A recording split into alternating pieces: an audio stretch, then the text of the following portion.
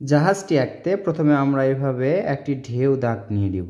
ঢেউ দাগ দেওয়ার পর দেখতে পাচ্ছেন এখান থেকে এভাবে একটা দাগ বাঁকা করে তুলে দিব, এখান থেকে একটা দাগ এভাবে তুলে দিব। দুই পাশে দুইটা দাগ তোলার পর এই দাগটা দেখুন সোজা করে মিলে দিব একটা দাগ, এর মাঝে আরও দুইটা দাগ হবে। একই ভাঁজে একই রকম করে আরও একটা দাগ আঁকলাম। এবার দেখুন এভাবে একটা দাগ এবং এখানে এভাবে একটা দাগ, সোজা দাগ, এটার সাথে আমরা মিলে দিলাম।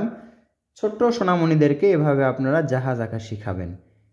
3টা বৃত্ত হবে এর মাঝে।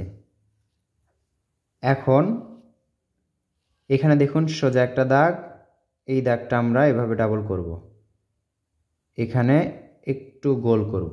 আবার দেখুন এখান থেকে আরও একটা দাগ দিব একটু ছোট করে, এটা একটু গোলের মতো করব। এরপর এখানে দেখুন এটা ডাবল করে এভাবে আঁকলাম, এখান থেকে দেখুন ধোঁয়া উড়ে যাচ্ছে। আমরা ছোটদের কৌশলে ড্রয়িং শেখাই। আপনার বাসায় যদি ছোট্ট সোনামণিরা থেকে থাকে তাদেরকে ড্রয়িং শেখাতে চাইলে পেজটি ফলো করে রাখুন এবং ইউটিউব চ্যানেলটি সাবস্ক্রাইব করুন।